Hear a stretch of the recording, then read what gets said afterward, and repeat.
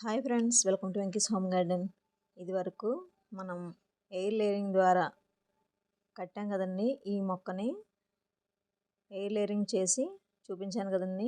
ఇప్పుడు దీనికి వేలు ఎలా వచ్చాయి ఏంటి అనేది మనం చూద్దాము. చాలా చక్కగా ఒక మొక్క నుంచి కొన్ని మొక్కలు మనకు నచ్చిన మొక్క నుంచి ఇలా ఎయిర్ లేయరింగ్ చేసుకొని మనకి ఇష్టమైన మొక్కలను అయితే మనం తీసుకోవచ్చండి.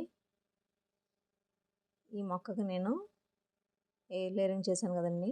ఈజీ మెథడ్లోనే పెద్దగా మనకి ఏం అవసరం లేకుండా చిన్నగా మన ఇంట్లో ఉండే వాటితోనే చూడండి వేలు అయితే వచ్చాయి. చూసారా,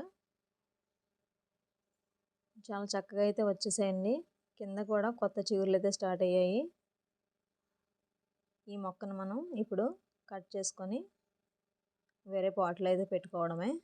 చాలా సింపుల్గా మనం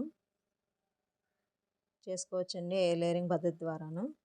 ఇంకా మొక్క మనకి ఏజ్ ఎక్కువైపోయింది, ఇంకా వేరే మొక్క కావాలి అనుకున్నప్పుడైతే ఈ మెథడ్ ఫాలో అయ్యామనుకోండి, ఒక మొక్క నుంచి కొన్ని మొక్కలు అయితే మనం తయారు చేసుకోవచ్చు.